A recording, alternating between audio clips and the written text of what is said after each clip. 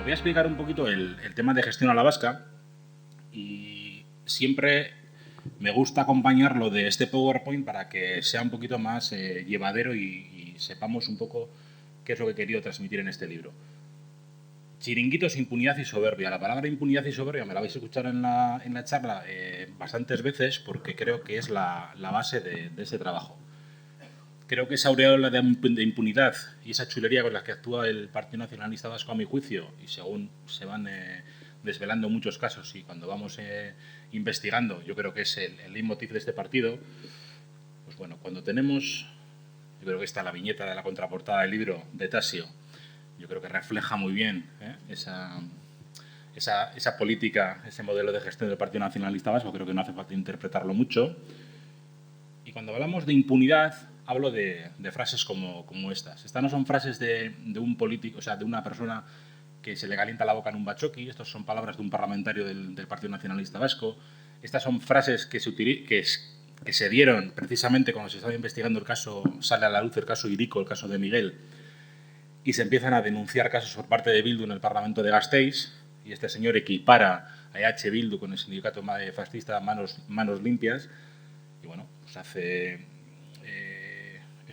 lo que estaba diciendo es la soberbia, la soberbia, cuando este señor equipara al sindicato de Manos Limpias con Bildu, son momentos en los que se está tratando de desenmadrar la madeja que tiene en el caso de Miguel y en el caso de Hiriko, y bueno, son declaraciones que se hacen en sede parlamentaria, repito, en sede parlamentaria, no se hacen por parte de nadie en la barra de ningún bar. Esto es soberbia y sentirse impune es llegar al punto de que el presidente de todo un partido nacionalista vasco te diga que en el PNV no hay puertas giratorias.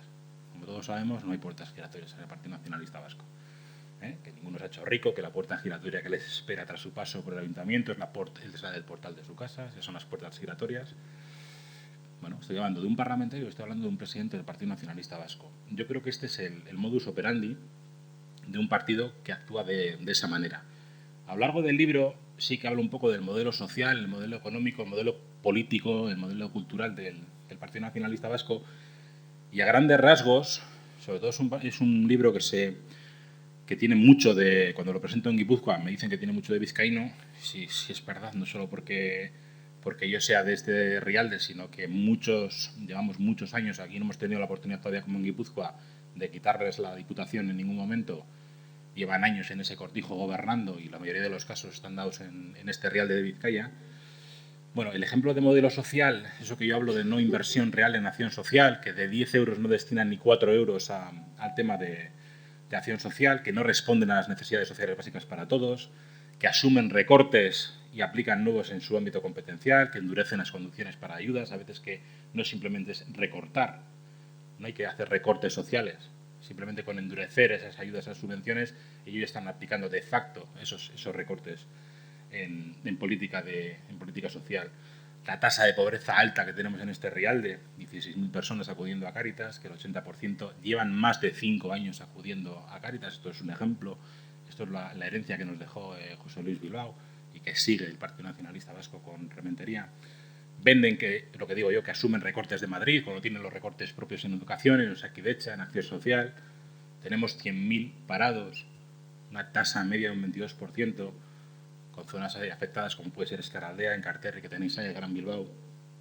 Cuando pongo este ejemplo, y tengo aquí una persona que es de mi pueblo, que es aquilino y sabe de lo que estoy hablando, no es porque quiera hacer patria de donde vengo, ni el pueblo donde vengo, sino porque Esquerraldea y Meatzaldea durante muchos años ha estado gobernado por el Partido Socialista. Y todo lo que el PNV ha achacado al Partido Socialista, tanto en ámbito social como en recortes, es la política que ellos llevan tanto en Esquerraldea como en Meatzaldea. Esto es un ejemplo de un ayuntamiento gobernado por el Partido Nacionalista Vasco, con una tasa de paro de un 21%, un pueblo de 8.000 habitantes, 8.000 y pico habitantes con 866 parados, una tasa de paro de casi un 22% y 360 personas redondeando cobrando la RGI. Bueno, esto está... Si tú vas a Ortuella, tenemos una casa de cultura que vale 1.000 millones de pelas, 6 millones de euros, tenemos el pequeño Guggenheim de la zona minera, tenemos Ortuella como lo tenemos, pero tenemos una situación de un paro que ellos llaman paro estructural de casi 900 personas parados. Y tenemos 360 personas cobrando la renta, la RGI. Esto es el modelo de gestión. Pero esto no es solo Ortuella. Esto es Santurchi, esto es Portugalete, esto es Sestao. Podríamos hablar de Sestao y de su mayoría absoluta, un alcalde del PNV xenófobo, que tras sus declaraciones todavía aumenta la mayoría. Pero en el tema social, esto es un ejemplo. Modelo económico y fiscal, nos endeudan en proyectos que no responden a necesidades, fiscalidad que beneficia más a los que más tienen, los niveles de pobreza y la brecha social. Lo que hablo yo en este libro, lo básico, ladrillo, ladrillo, más ladrillo, y de esto hablaremos, Supersur, TAF, túneles de Archanda.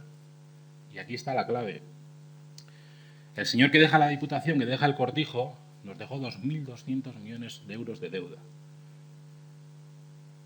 Sé que es ahora la zorra que controla el gallinero, que se fue al Tribunal de Cuentas a fiscalizar todos los chanchullos que él decía que no quería ver y que nunca los diría en ningún libro de memorias. 2.200 millones de euros de deuda. De esos 2.200 millones de euros, 1.000 millones solamente son en chiringuitos. Y cuando hablo de chiringuitos, hablo de sociedades públicas forales. Esas sociedades públicas forales que están los gerentes adjudicados a dedo, a los directores de área, la falta de transparencia sin control. Estos son los chiringuitos. Estos son los chiringuitos de Vizcaya. Esto es donde tenemos Parcavisa, tenemos Lanti, Garbiker, Vizcaiti, todo esto. Si nos vamos a Guipúzcoa, tenemos Etorlur, tenemos un montón de cosas. Esto es lo que llama el Partido Nacionalista Vasco tejido empresarial, que es lo que yo llamo pesebre empresarial. Este es el pesebre clientelar del Partido Nacionalista Vasco.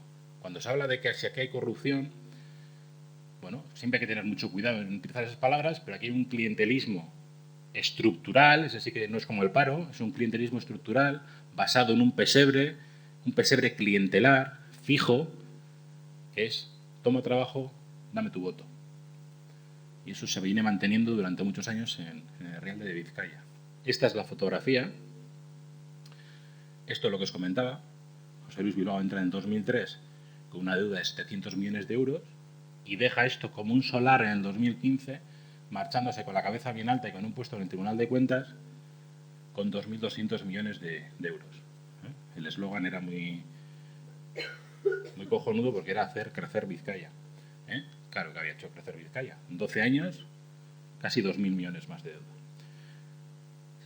Comento en el libro curiosidades, cosas que seguramente los que más tratamos estos temas, pues lo tenemos más al día, pero bueno, tenemos la autopista más cara de Europa, la autovía más cara de Europa, que es un tramo que está cerca de Durango, que es la Gerediaga del Orrio, con casi 1.500 millones de euros de coste y una deuda para nosotros para hasta el 2042.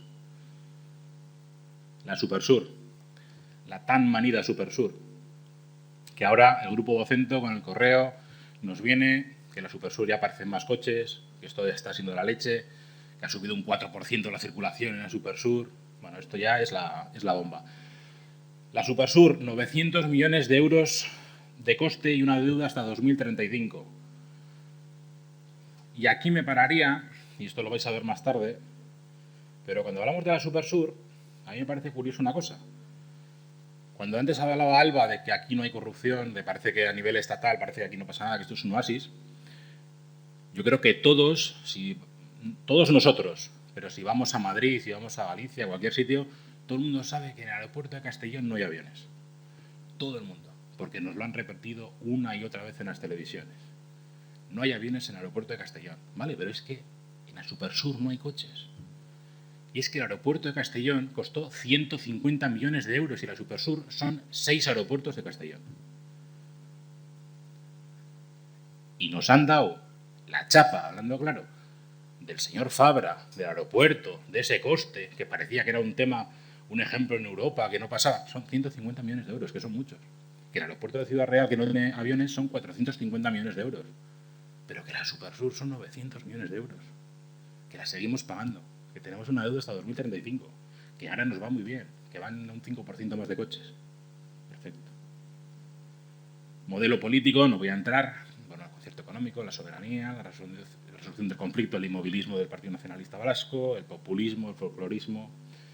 Modelo cultural, la apuesta por macroproyectos, los 30 años de inversión pública sin frutos en el tema del euskera. Sí que hago hincapié en la no participación y sí en la imposición, que entienden la cultura hecha en despachos cerrados, que no abren vías de participación, y ahí pongo el tema de Urdaibai, un tema para mí esencial y clave. Y cuando vamos a esto, puede parecer una broma o un montaje friki, no lo es. O sea, hubo un problema en Guernica donde se rompe Bildu por parte de Euskal Kartasuna. Esto lo que tiene detrás es el proyecto del Guggenheim Urdaibai, no tiene más. Esto es una familia que no es el señor Gorroño, que es su familia, la familia de Gorroño, que tiene interés con el Partido Nacionalista Vasco, cuando ellos estaban juntos, PNV y IA, en hacer un Guggenheim. Y si no se ha hecho hasta ahora es porque no ha habido dinero. Y este es el proyecto, esto es el modelo económico, el modelo político que tienen para Urdaibai, que harán las modificaciones oportunas para que haya un Guggenheim 2. Eso es lo que está detrás de ese pacto. Por eso ese día estaba tan contenta la señora Itxaso. Bueno, luego casos concretos. Casos que en muchas ocasiones están olvidados, que, bueno, hace poco yo vi un debate en la televisión, bueno, aquí tenéis el ejemplo de, bueno, piden 8 años de cárcel para el exalcalde de Getaria del PNV por el Museo Balenciaga, un museo que iba a costar 5 millones de euros y cuesta 15 millones de euros, sigue todavía judicializado. Esto es otra de las cosas, que hay temas que se hacen viejos en los juzgados y esto sigue después de más de 8 años. Esto, hace poco hubo un debate en la televisión. Aitor Esteban, el candidato del PNV al Congreso de los Diputados, en un debate de televisión española, decía, hablándole de la corrupción, que no tenían imputados y mucho menos condenados en el Partido Nacionalista Vasco, pero si es que no es condenados, que has tenido un alcalde en la cárcel. Vale, que el tema es que cuando va a la cárcel ya era exalcalde de Mayavia, pero es un alcalde, por malversar 400.000 euros, va a la cárcel. Vale, en el 2008. Mucha gente no sabe estas cosas, porque no se recuerdan, porque no están todos los días hablándote de los trajes del señor Fabra, porque están todos los días hablándote de la trama Gürtel, de lo que pasa en Madrid, de lo que pasa en Valencia. Sabemos todo lo que pasa a nuestro alrededor, pero nadie nos explica lo que pasa aquí. Tribunal de Cuentas, luego ahondaré en este tema, obligaba al PNV a deshacerse de sociedades mercantiles. Durante muchos años ha estado obligando al PNV en sus diferentes informes para que se deshaciese de las sociedades mercantiles que por ley tenían que deshacerse de ellas hasta 2013-2014, no hace caso de ese requerimiento. Luego volveremos al Tribunal de Cuentas, importante. Y ahí hablaremos un poco de lo que es el tema de la trama Gürtel y la financiación. Modelos de gestión en Getxo, por ejemplo. En el libro hay muchos modelos, lo que yo llamo modelo de gestión municipal, y son muchos ejemplos a lo largo del libro donde se tratan pues, el tema de... Otra de las cosas que quiero enlazar con esto, el otro día me vino a la memoria porque lo hablaba en una charla, es que creo que, y esto también puede ser un poquito de autocrítica, no sé si no lo hemos sabido vender bien o no hacemos las cosas bien, y esto me pongo yo, porque la gente se queda mucho con lo que, por ejemplo, pasa en Alonsotegui, o con los puros de Lemoa, o con lo que pasa en Baquio. Y son 3 temas importantísimos, pero la gente se ha quedado con Baquio y con los puros, y con Alonsotegui. Aquí, si hacemos un repaso al modelo de gestión municipal, pues ahora me viene a la memoria, hay 22 casos. Y no son todos, son 22 casos de modelo de gestión municipal, más otros casos, un montón de casos que vamos a ver ahora, y de los que no hablaré, pero están en el libro. Ese modelo de gestión municipal amparado en esa impunidad y en esa soberbia ha hecho que durante años ellos se hayan sentido bien, cómodos, impunes. Muchos de esos casos se han dado durante el periodo de legalización de la izquierda abertzale, también como ejemplo, cuando ellos han tenido más libertad en los ayuntamientos. El modelo que yo hablo de gestión en Getxo, y lo pongo como ejemplo en las presentaciones porque es algo que se repite. O sea, eso de política de personas sin planificación, incumplimientos en la contratación de obras y servicios, subcontratación sin límite, es un ejemplo. Esto es un tema que salió ayer. Esto es un tema que lo está sacando el Partido Popular en Vizcaya, y el Partido Popular en Vizcaya, aparte de hacer poco, lo que hace es revisar un poco los libros, lo que trabajamos los demás, y lo va sacando. Y yo se lo decía hoy por las redes sociales al portavoz del PP de Vizcaya. No pasa nada con que menciones las fuentes. Aunque bueno, lo que sacaron ayer era que se gastaba en taxis, que este hombre que se gastaba en taxis en clubs privados y en tal. Yo creo que lo que hablaban ayer era un poquito más de Sálvame Deluxe que lo que se trata igual en el libro. Esto ya se trató Lo trato en el libro y es una historia de hace más de año y medio. Esto es un chiringuito que tiene montado el Partido Nacionalista Vasco en el aeropuerto de Loiu, con una sociedad pública que es un chiringuito donde hay un trabajador. Ese señor viene de diputado de Madrid, hay que darle un puesto de trabajo y le dice, pues tú te vas a colocar aquí, te vamos a pagar 80.000 euros al año, eres el único trabajador, eres el gerente, y esto se hace en el 2001. 2001. En el 2012, las instituciones salen al rescate. Las instituciones salen al rescate es que nosotros salimos al rescate. Y yo creo que a veces no interiorizamos eso. O sea, nosotros nos rascamos el bolsillo porque después de 11 años, cuando en el 2001-2012, 11 años después ya salimos a tapar un agujero de 400.000 euros. Pero es que en el 2014 el Tribunal de Cuentas cuestionaba su utilidad, que había costado ya 2 millones de euros. Y esto es un señor que tiene un despacho en el aeropuerto de Loiu que supuestamente es para fomentar, para promocionar el aeropuerto de Loiu, y el Tribunal de Cuentas nos dice que desconocía su utilidad. El Tribunal de Cuentas no es capaz de decir para qué coño, con perdón, sirve este chiringuito. La noticia de ayer era, pues eso, todos los gastos que encima, adicionales, que se ha gastado durante no sé cuánto tiempo, 600.000 euros creo, 100 millones de pelas. Entre ellos una factura en el Guria de 3.500 euros para comer. Pues bueno, pues igual había hecho una comida con 50 personas para promocionar el aeropuerto de Loiu, porque es necesario. Estas cosas no se saben. No se saben, porque no se hace hincapié en ellos, porque no hay interés, no lo sé, este es el hombre, tampoco es que quiera señalar en una diana, pero es que este fue diputado en el Congreso con el PNV. Europarlamentario, eso es, europarlamentario. Jon Gangoiti, y bueno, es el único trabajador de ese chiringuito.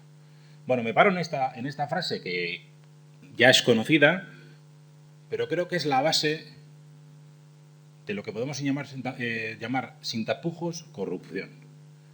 Hace poco en una entrevista, ahí me decían, bueno, ¿estás de acuerdo con la frase de Urkullu que esto es un oasis de corrupción cero? Creo que lo dijo alguna vez. Pues bueno, entre que le alarman los movimientos sociales y que esto es un oasis de corrupción cero, esto debe ser la repanocha. Esto lo dice Xabier Arzallus en unas memorias autorizadas que escribe el periodista Javier Ortiz, que ya falleció, en el 2006. Y Arzallus dice: empiezas a tener la posibilidad de que te den dinero, ante lo cual se te abren dos posibilidades. La primera es exigir que te paguen un porcentaje sobre el precio total de la obra o del encargo de la obra. Te concedo esta obra o te recalifico ese terreno, o te encargo la fabricación de estos informes, o te asigno la contrata de tal, de cual. Si tú le pagas a mi partido 4, 5, 8 o 10%. Bueno, ¿desde cuándo venimos escuchando en Barcelona el tema del 3% de Maragall? El pobre ya no se acuerda, pero me gustaría que el señor Maragall estuviese en sus cabales para poder volver a repetir aquello que dijo y a desvelar todo lo que sabe y lo que sabían y lo que siguen sabiendo los de Esquerra Republicana del Partido Socialista, lo que pasa ahí en Cataluña. 3%, 4%, estamos hablando de un 8 y un 10%. Y no tiene ningún sonrojo en decirlo. Dice que la segunda es la que todos conocemos, la que tú te atribuyes trabajos conforme a la ley, por las vías de adjudicación establecidas, pero aquí llega el tema de que no le ocultas a los empresarios que tu partido tiene necesidades de cubrir con mucha dificultad. Esto es corrupción. Y yo en esa pregunta que me hacía el periodista le dije, yo no te voy a contestar, te voy a contestar Xabier Arzallus. Y esta es la declaración de Xabier Arzallus en el 2006. Y eso está escrito, negro sobre blanco. Esto no es clientelismo, no son corruptelas, no, esto es corrupción. Y aquí ni pongo comillas ni pongo nada. Esto es el modelo de corrupción de un partido político. Y esto es el modelo de financiación ilegal de un partido político, explicado por el hombre que ha estado dirigiéndolo durante más de 25 años. Esto es modelo de gestión. Esto es modelo de gestión. Esto es modelo de gestión sin control. Esto es un modelo de gestión de una planta de purines en Carranza de 10 millones de euros de dinero público, y no me cansaré de decir dinero público, porque en Bidegui, luego hablaremos de Bidegui, son 30 millones de euros de dinero público. Bueno, 10 millones de euros de dinero público sin planta de purines. No hay purines. Pinosolo, 58 millones de euros para hacer un polideportivo. Me hace mucha gracia que ahora estemos en Bilbao, y de esto sabrá Alba y la habrá escuchado en directo, de decir a Burto que quiere una playa artificial. Ya, pero es que eso no es ninguna novedad, porque es que en Pinosolo ya iba una ola artificial. Si aquí las hemos visto de todas las maneras. En Pinosolo iba una ola artificial. Y Aburto quiere una playa artificial. Y luego querrán que en el Guggenheim la ola de Mundaka llegue al Guggenheim y pegue en la parte de izquierda. Obras en la P1, cuando yo hago este cuadro, bueno, solo se habían desvelado 13 millones de euros en Bidegui, pues eso serían ahora 30. 30 millones de euros sin justificar. Tenemos un tramo del TAF en Zarátamo que no va a ninguna parte, sin destino. Hay un tramo, hay un túnel que nos costó 11 millones de euros de dinero público, te metes en el túnel y tienes que volver porque no va a ningún sitio. Eso no sale en la sexta. Aquí no viene Jordi Évole con el iPad famoso a decir qué pasa en este túnel, que no viene nadie, qué pasa en la planta de Purines, qué pasa con 58 millones de euros en un concurso amañado, que tenemos un coche eléctrico, un proyecto de coche eléctrico que no hay coche, pero que se han esfumado 18 millones de euros de dinero público, que la Supersur 900 millones de euros, que no hay coches, por mucho que nos cuente, que iba la gente a trabajar en la Diputación con 300.000 euros, cobraban sin ir, sin hacer nada, sin ir a trabajar. Kutxabank, un banco donde tiene que haber un control exhaustivo, no hay gestión sin control, 245.000 euros en el tema de Cabieces. Esto es un ejemplo. Esto lo que hablaba antes, gestión en Bakio, tenemos todos en la memoria de que Bakio es un tema de corrupción, es un tema donde han querido hacer un montón de urbanizaciones, donde se encontró EH Bildu pues bueno, una deuda para 15 años, etcétera, etcétera. Gestión deportiva en el polideportivo, el Chacolingune famoso. Esto es un correo electrónico del alcalde de Bakio en su día, que desde el email de la alcaldía le decía a las empresas que él quería que adjudicasen la gestión del polideportivo, y viene en el libro lo que es el mail. Él decía lo que tenían que hacer para ganar el concurso para gestionar el polideportivo. Cuando hablo de esa impunidad, que os he dicho que os lo voy a repetir, impunidad es no solo hacer eso, sino mandarlo desde el correo electrónico de la alcaldía. A eso están acostumbrados. Cuando luego os comentaré un poco el tema Bidegui y hablemos de los correos electrónicos, te das cuenta de esa impunidad y te das cuenta de que esto así ha tenido que ser durante muchos años, porque hablar tan impunemente y con esa chulería en correos electrónicos tiene que ser que esto lo has hecho durante muchísimo tiempo. Cuando hablo de gestión sin control, pues hablo de Orduña. Y estos son el tema de los sobrecostes. Y no quiero meterme pero os he hecho un resumen simplemente de las obras para que veáis que no hay solo sobrecostes por ahí en el Estado. O sea, que las obras del balneario, que eran 3 millones de euros, fueron 6 millones de euros. Que el campo de fútbol, 400.000 euros, fueron el triple. ¿Vale? Que el campo de golf era el doble. Que la bolera que iban a hacer, lo mismo, el doble. Que a la gente de la tercera edad que no tenían ni para poner bancos, ni para leer a la gente mayor, y no tenían ni para mobiliario. Se gastan 240.000 en mobiliario, lo que levantó sospechas en el Tribunal de Cuentas. Llega hasta el punto de que la Diputación llega a decir en ese apartado, o sea, ya no podemos dar más crédito. O sea, porque esto ya se sale de madre. Pero claro, hasta que entra EH Bildu en el 2011, el Partido Nacionalista Vasco gobierna Orduña desde hacía 30 años. Balmaseda, bueno, otro caso de gestión deportiva parecido a Bakio, con un alcalde imputado, se le lleva al Parlamento para que sea desimputado, la Casa de Cultura que os decía en Ortuella, y 6 millones de euros, y muchas veces digo 1.000 millones de pelas, porque parece que suena mucho más 1.000 millones de pelas que 6 millones de euros, pero este pequeño Guggenheim lo tenemos en Ortuella, 1.500 metros cúbicos de hormigón, 150 toneladas de acero, para un pueblo de 8.500 habitantes con una tasa de paro de 22%, pero el PNV cogió la alcaldía, esos sueños megalómanos que tienen algunos, y tenemos una gran casa de cultura. Dima, modelo de gestión. Otro tema como el de Orduña, otro tema de tener deuda, y esto simplemente os quería comentar también, que hay mucha recompensa a ese modelo de gestión, es decir, gestión horrible y que ha costado un montón a las arcas públicas, se recompensa a esos alcaldes compuestos, como el tema de Dima, y ese tema de José Ramón Garay, que era alcalde y es el que lleva la gestión del frontón de Miribilla mediante la empresa Custom Sport. De esto hay un montón de ejemplos que se pueden dar, al margen de todos los chiringuitos que hablábamos antes. El tema del BEC, pues bueno, una ruina de gestión, tampoco voy a entrar un montón en datos, pero en el libro se hace un análisis del propio Tribunal de Cuentas que desde el principio está avalando la tesis de la mala gestión. Antes os hablaba de la hipoteca de la Supersur, y este es el ejemplo. Cuando nos venden ahora que va mucho mejor la Supersur, que hay un 5% más de tráfico, ¿vale? Pero con toda la deuda que llevamos acumulada y con ese modelo de gestión que tenemos ahí, para 2012, que es cuando se inaugura la Supersur, se esperaban recaudar 25 millones de euros y se recaudan 6 millones de euros. Vale, pero es que para 2015 se esperaban recaudar 38 millones de euros. No se han recaudado ni 6.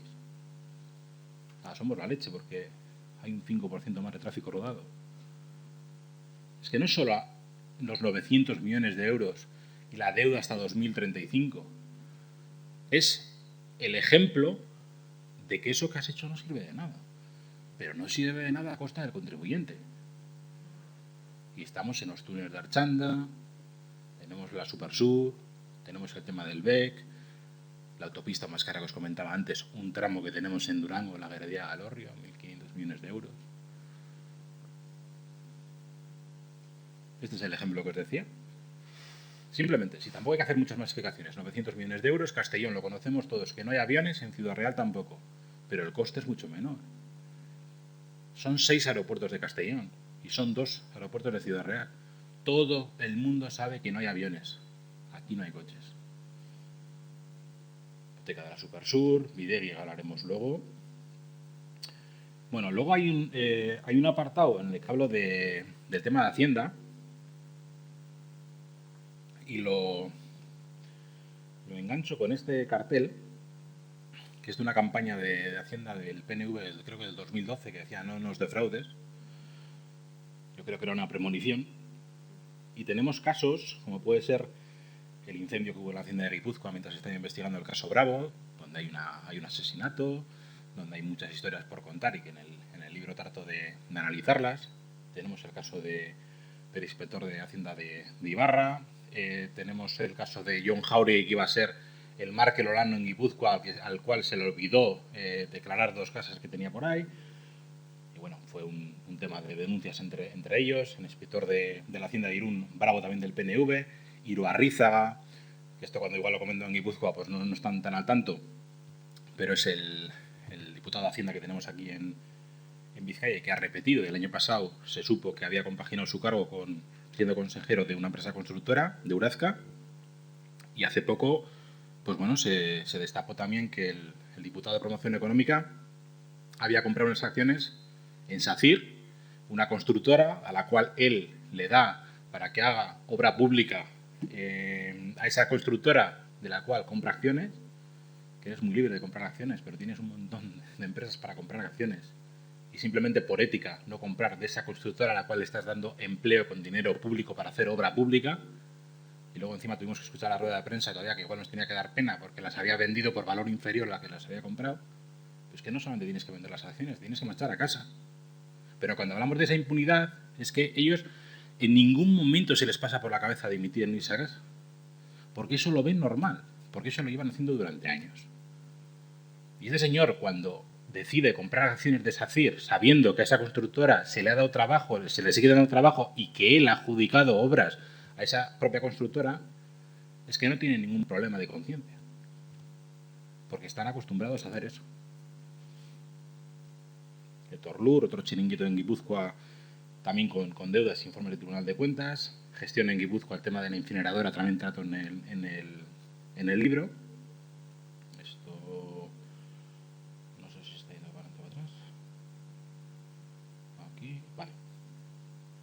Vale, el tema de la incineradora. Lo que hablaba antes del tejido empresarial, que yo lo enlazo un poco con empresas amigas, aquí no se va a ver bien, pero quiero que quede clara una cosilla, y esto luego lo vamos a analizar igual mejor ahora con el tema de Bidegui.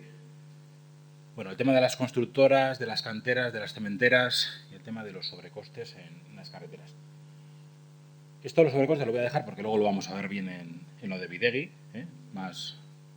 Tú que estás sacando fotos, luego va a haber un cuadro mejor todavía. Sí, lo tienes, ¿eh? Tienes el mismo, pero más grande. Por eso te digo que lo vas a ver mejor. Lo que sí quiero, lo que he tratado de hacer en el libro, y aquí no se ve bien, pero es las ramificaciones que hay entre bastantes empresas amigas del Partido Nacionalista Vasco, en la cual, haciendo un trabajo un poquito de investigación, se ve las ramificaciones que hay entre las distintas empresas. No lo vais a ver, pero el tema es, haber analizado las obras importantes que se han hecho, sobre todo en el territorio de Guipúzcoa, y aquí estaríamos hablando de unos tramos de carreteras, de las más importantes que ha habido en Guipúzcoa, y si miramos las empresas, son las mismas empresas y con los dedos de una mano se repiten las mismas empresas en esas mismas obras con los mismos sobrecostes.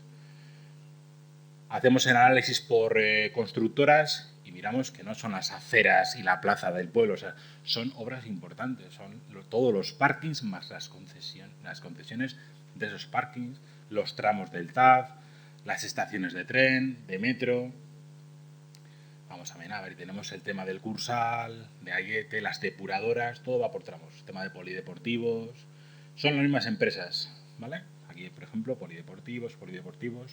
Haciendo el resumen y mirando un poco toda esa estructura, tenemos que entre 5 o 6 empresas manejan lo que es todo ese tejido empresarial del que hablan. Y luego lo vamos a ver.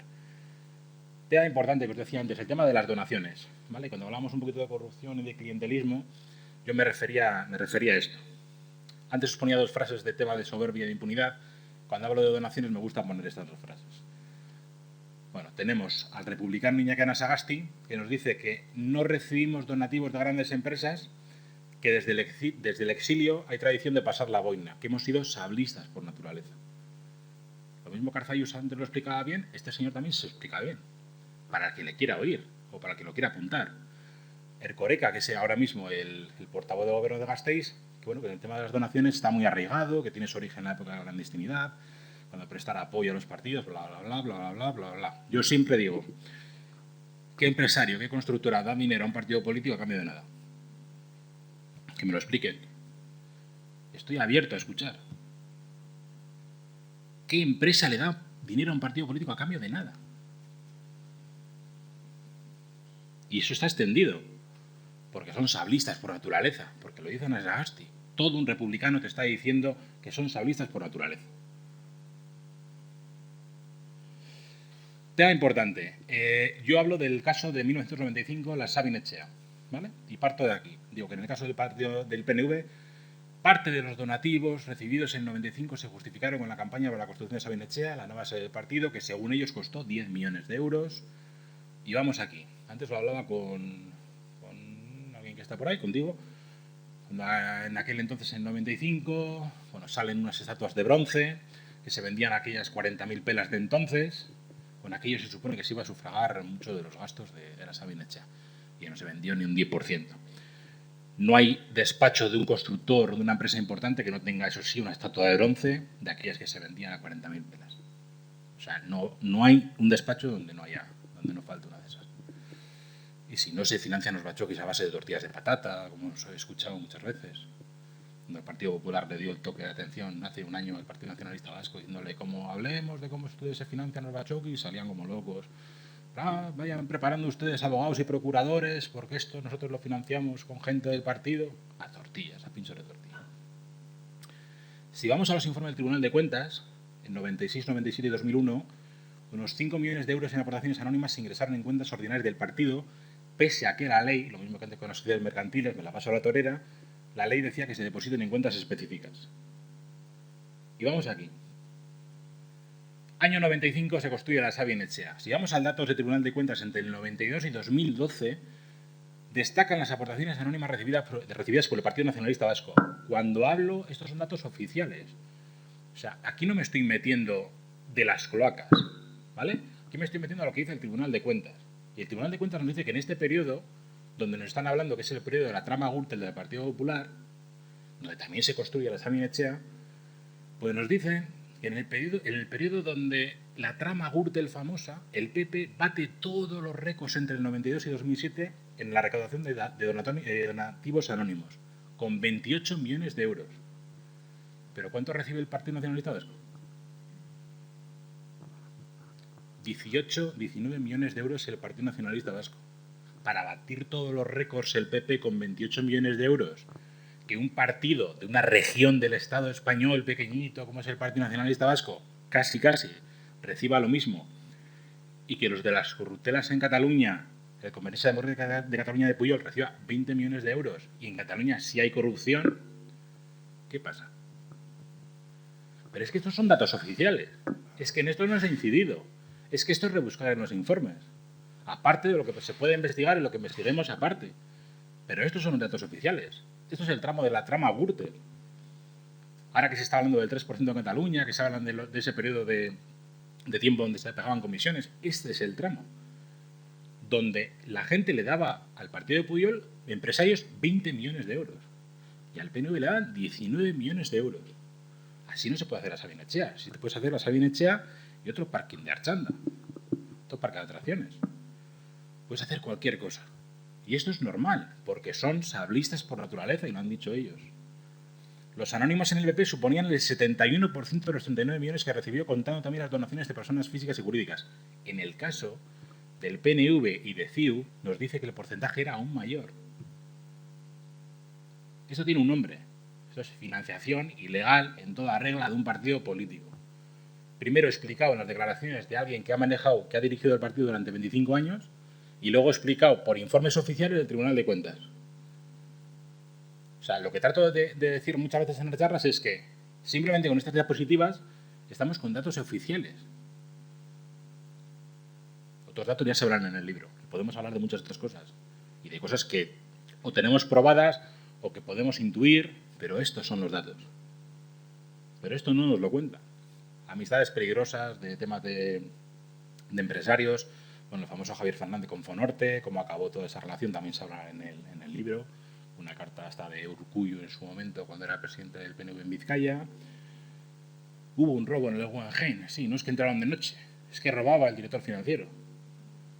Esto la gente se lo olvida. La gente no sabe. O no quiere saber. Tú se lo dices a alguien del Partido Nacionalista Vasco y no quieren saber. O era alguien que se volvió loco, o era alguien que esté en el partido no... Porque las tragaperras, en el caso de las tragaperras, también era el señor Portuondo que se volvió loco. Este estaba desequilibrado. Ahora en el caso Video igual también le echan las culpas al muerto. Tenemos un fallecido, seguramente le echarán las culpas también a él. Bueno, esto pasó en el 2009, 3 años de cárcel. Caso Zubiaurre, este es el Aita, el jugador aquel del Atleti famoso.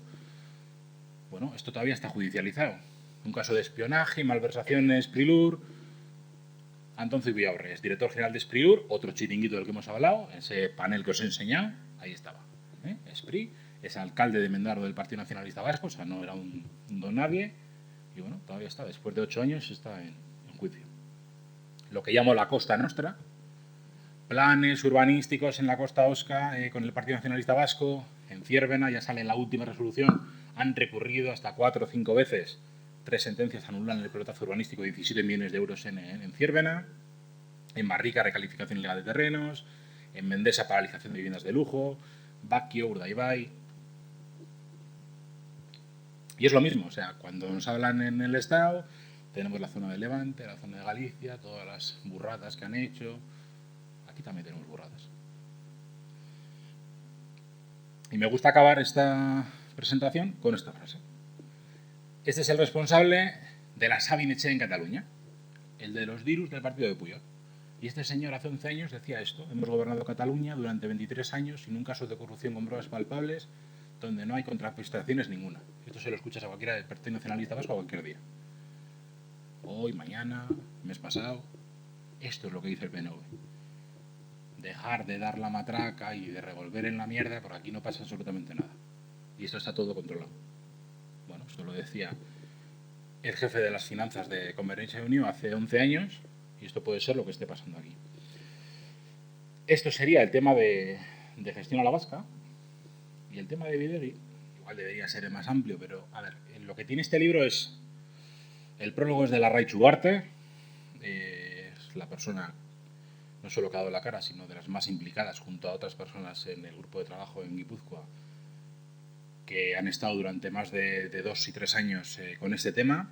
Ha sido un trabajo de investigación complicado, difícil, donde hemos tenido obstáculos, donde nos han hecho saber que sabían que estábamos detrás de este tema, tanto en su control político como policial, creo que son muy hábiles para eso. Y donde yo suelo decir que tras investigar este caso y tras ver correos electrónicos y todo lo que hemos podido investigar, esto es un caso que es auténticamente nauseabundo. ¿Vale? Yo creo que es la punta del iceberg. Se ha podido investigar hasta 30 millones de euros de dinero público que se han esfumado. Y en el modus operandi de esos correos electrónicos y de todos esos papeles, esa documentación que hemos podido investigar, pues no solo se da esa impunidad y esa chulería, sino ese modus operandi, ese modelo de gestión del Partido Nacionalista Vasco y del PSOE durante muchos años, que desgraciadamente ahora mismo se estará dando y se volverá a dar, por desgracia, en el Herrialde de Guipúzcoa, con el tema de la incineradora y demás.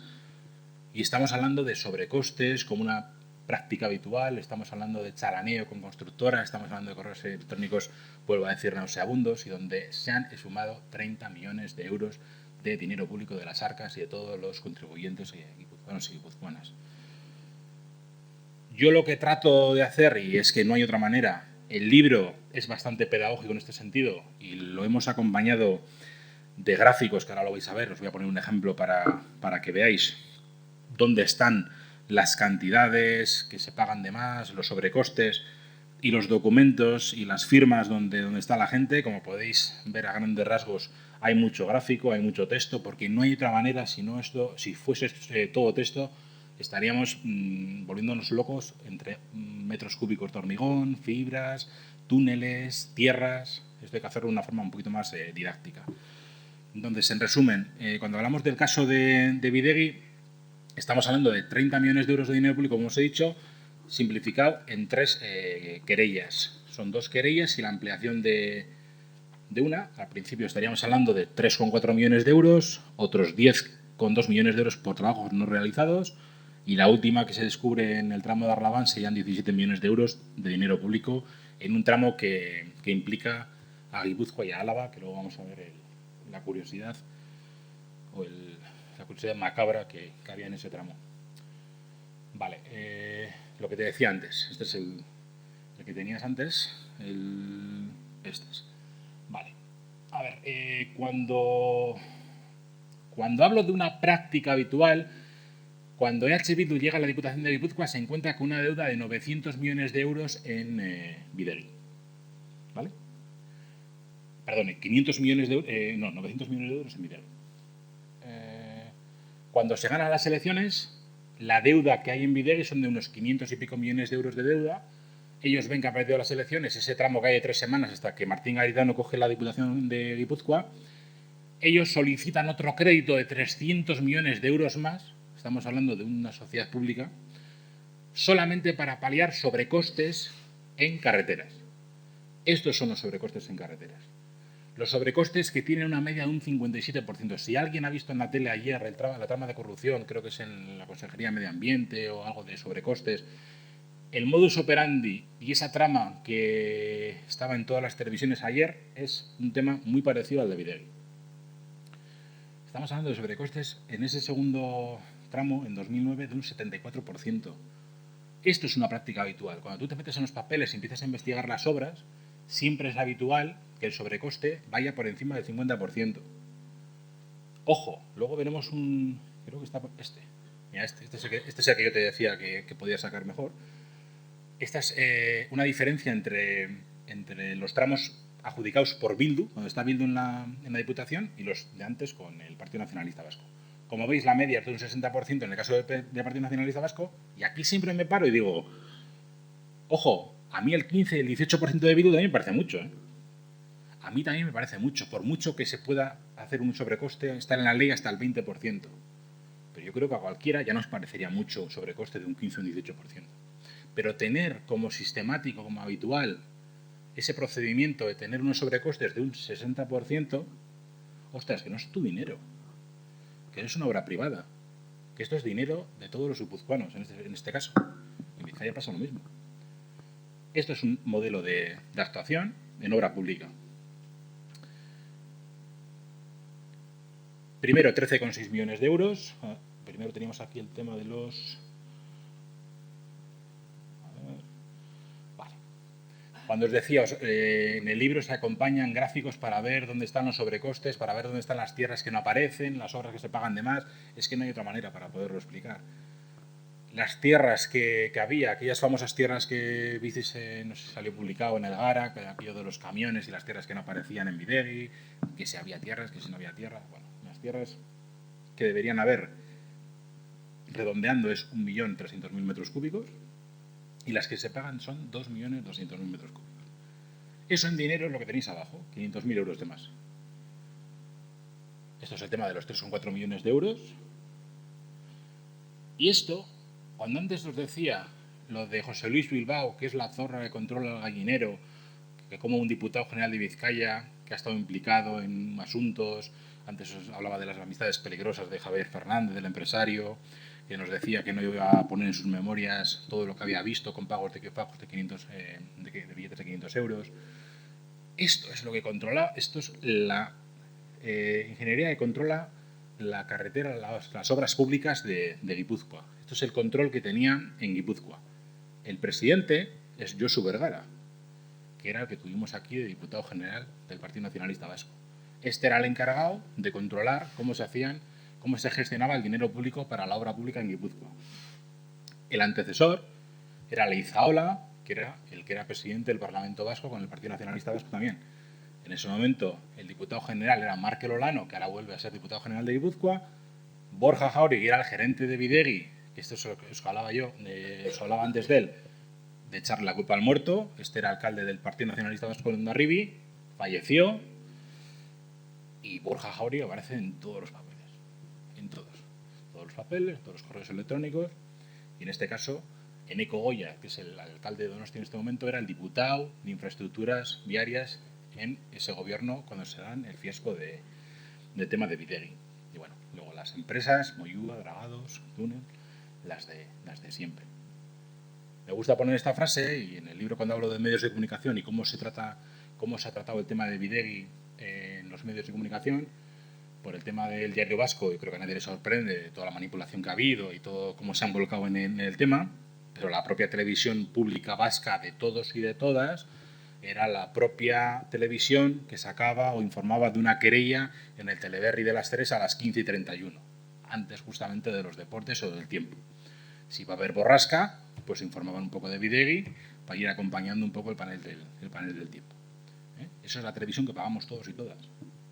Y eso se han ido dedicando a hacer. Hoy, cuando se han apresurado desde la Diputación de Guipúzcoa, del PNV, en decir esto ha sido una patraña porque están los datos manipulados por parte de Bildu cuando estuvo aquí, hoy ya lo han denunciado. Eso en el Teleberri ha tenido gran acogida hoy. Y mañana en el Diario Vocento, en Correo y en el Diario Vasco, pues será en primera plana. Decía Noam Chomsky que el propósito de los medios masivos, en este caso pues todo lo que tenemos ahí, Diario Vasco, el grupo de noticias, ETV, dice que no es tanto informar y reportar lo que sucede, sino más bien dar forma a la opinión pública de acuerdo a las agendas del poder corporativo dominante. Yo creo que esto refleja muy bien lo que ha pasado en Guipúzcoa, lo que sigue pasando, lo que ha pasado con el tema de incineradora cuando se ha parado y los intereses económicos y empresariales que hay ahora mismo con la incineradora en Guipúzcoa y que la van a poner en marcha, a pesar de todo. Más querellas y más ejemplos en el tema de los túneles. Yo he aprendido un poco de cómo se hacen túneles y las tierras. Al final te conviertes un poco en un ingeniero autodidacta. Y es que, vamos, son demoledores. Los informes son demoledores. Tenemos túneles donde veis ahí que lo de Egindakoa, lo realizado son 8.000 metros cúbicos. Se pagan 170.000 metros cúbicos. Esos son 1.700.000 euros de dinero público, que se paga de más. Lo realizado, 100.000 metros cúbicos. Lo pagado, 160.000 metros cúbicos. Y esto es sumar y sumar y sumar. Esto es coger una calculadora y al final te dan 30 millones de euros. Esto es lo que ha dado tiempo a investigar. Que tenemos de más, siempre en tema de hormigón, las boquillas en los terraplenes, más dinero, tenéis ahí las sumas que se van haciendo. Aquí. Esto es aquí ya ponemos ejemplos, porque estas son las tierras aquellas famosas que no aparecían. En realidad, las tierras que se quitan de unos túneles, de unas excavaciones, serían 3.000 metros cúbicos y lo que se liquida son 945.000 metros cúbicos. Esto, si fuese real lo que se ha pagado, en ese sentido, sería cargar camiones con esas tierras y ponerlos en fila en caravana de Donostia hasta París, 900 kilómetros en fila, si alguien ha visto la película Jungla de Cristal, que aparecen hay un montón de camiones con el tema de tierras, pues es ponerlos en fila. Si esas tierras de verdad fueran reales, todo lo que se ha pagado. Se ponen ejemplos para que sea un poco, o sea, es como esto, un ejemplo de 2 chimeneas. Vale, pues las tierras serían 2 chimeneas de 40 metros cada una. Pues no, se pagan 2 chimeneas de 1.900 metros cada una. Si estamos hablando de 2.300 metros cúbicos, se pagan 189.000 metros cúbicos. Esto es una pasta. Y esto es dinero, más dinero, y vamos sumando, y al final son 30 millones de euros. El juzgado de Azpeitia admite la ampliación de la querella, una primera querella que hemos hablado antes de 3,4 millones de euros, una segunda querella de 10 millones de euros y una ampliación de la segunda de 17 millones de euros. Todo ello hace los 30 que os he comentado.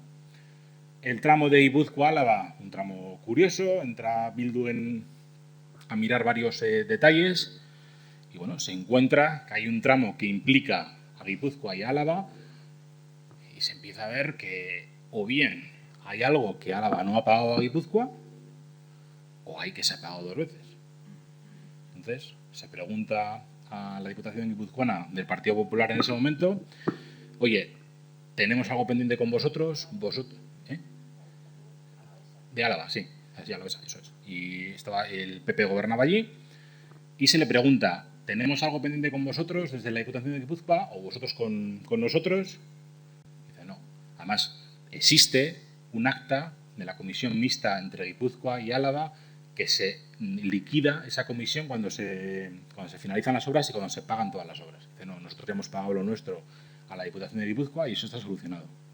Bueno, pues nos encontramos con 17 millones de euros en el tramo de Arlabán que están pagados 2 veces. Hay un tema importante que es un tema de falsificación de documento público. ¿Qué es esto que aparece en el libro? Esto no lo veis bien aquí. Esto es un documento con registro en la Diputación de Guipúzcoa. Y esto lo que tiene es un mismo documento y tenemos un correo electrónico. Y en ese correo electrónico, cuando ellos saben que van a perder las elecciones, cuando ya las han perdido ese tramo de 3 semanas, necesitan, ahora no sé si son 12 o 14 millones de euros, una modificación de una obra y necesitan que alguien, un técnico, pues bueno, en ese correo electrónico se le indica, tienes que coger ese documento del 2010, cambiarle el número de registro, cambiar la liquidación y ampliarlo en pues, 10, 12 millones, lo que sea. Y bueno, esto está en el juzgado de Azpeitia. Este número de registro está cambiado a boli, está con tipes, en original, al contraluz se ve que se ha tachado con tipes, y esto se cuenta y se le pide hacer a alguien en un correo electrónico. Hay correos electrónicos donde se piden más partidas, donde la constructora le pide al gerente de Bidegi necesitamos que amplíes esto, y hay contestaciones donde se dicen esto lo hablas con Borja, que era el director de Bidegi, o esto lo hablas con los políticos. ¿Qué coño tienes que hablar nadie, una constructora, con los políticos de algo, de una obra pública que se está pagando con dinero público? ¿Qué chalaneo tienes que tener con los políticos? Pero eso era algo habitual. Los correos electrónicos lo que nos dicen es que ese trato es habitual. Cuando se le pide hacer esto y cuando se lo mandan ya está solucionado, claro, la respuesta que hay, me acuerdo que decía abajo, me ha costado hacerlo porque en Bilbao hace 40 grados, era verano, pero bueno, ya está y tenemos una comida pendiente. ¿Cómo iban a tener una comida pendiente? Eso aparece ahí. Cuando ha habido que hacer modificaciones, hay otros correos electrónicos que aparecen en el libro, de decir, hemos cargado más los túneles, que es donde más presupuesto hay. Es decir, alguien le está diciendo, necesito que me cambies esto, y dice, bueno, ya lo he mirado, oye, y le dice la propia constructora, el responsable de Ferrovial, que curiosamente, y aquí tenéis el documento de la UDEF, que es el que refleja que Ferrovial está en toda la trama, el 3% de comisiones en Cataluña, y es la misma que está en el caso Bidegi, o casualidad, y es el que le dice en un momento, hemos cargado más los túneles, que es donde más presupuesto había, y estamos hablando de unos 6 o 7 millones de euros de dinero público. Esto es lo que nos hemos encontrado en los correos que se han podido detectar. 30 millones de euros, dinero público. En Gestión a la Vasca hablamos de gestión de dinero público, hablamos de chiringuitos, hablamos de casos, algunos olvidados y otros todavía están en los juzgados, hablamos de modelo de gestión municipal, ese modélico modelo de gestión municipal que, como veis, está basado en el endeudamiento y en el sobrecoste, como algo habitual, y en ese tejido empresarial que no es más que un tejido clientelar. Y en el caso del caso Bidegui estamos hablando de que se suman 30 millones de euros de dinero público con ese chalaneo, con esa responsabilidad de partidos políticos. Como dato, el Partido Socialista, y el documento está en el libro, firma en marzo, hay una comisión de investigación antes de las elecciones, deja firmado en marzo que él no apoyaba al Partido Socialista en ese momento en las juntas, en la comisión de investigación, porque le parecía que estaban las elecciones y que era un tema electoral, pero que pasadas las elecciones se comprometía por escrito, y tienes el registro, el sello, después de las elecciones se comprometía a que hubiese una comisión de investigación en Guipúzcoa con el tema del caso Bidegui. Después de ese pacto PNV-PSOE, entre Denis Itxaso y Marc Olano, el PSOE ha cogido ese papel, lo ha roto, lo ha hecho trizas y se ha olvidado de lo que había firmado. Eso es el modelo de gestión del Partido Nacionalista Vasco y el PSOE durante mucho tiempo, y que, por desgracia, en el Real de Vizcaya y en el Real de Guipúzcoa pues lo seguimos viendo durante mucho tiempo, salvo que haya modificaciones en el panorama electoral. Esto ha sido todo, creo que no me he pasado mucho. Mila esker, y espero que no haya sido demasiada chapa.